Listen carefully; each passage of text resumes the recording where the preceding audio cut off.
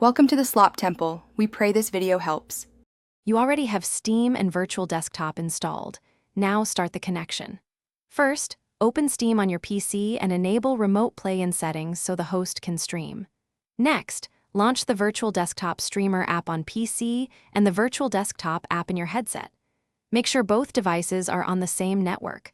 Wired PC or 5 GHz Wi-Fi improves stability. Once done, sign into the same Steam account and prepare to connect from your headset. After connecting to your PC from the headset, open Steam on the PC if it didn't auto-launch. Then start Steam VR. You can do this from the Virtual Desktop menu or the PC desktop. While Steam VR initializes, tweak the streamer app settings. Increase bitrate for clarity or lower it to reduce lag, set refresh rate to match your headset, and choose hardware encoding if available. These adjustments directly affect latency and visuals, so make small changes and test to find the best balance. Now you can launch Steam games through Steam VR or use the Steam dashboard to play non-VR titles in a virtual theater. If you encounter stutter or disconnections, first lower the bitrate and test again. Next, prefer wired connections or 5 GHz Wi-Fi to reduce interference.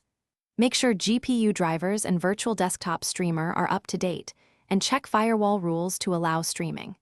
If problems persist, restart the streamer and Steam Remote Play. That often clears handshake or Thanks for watching. Consider subscribing if we helped you.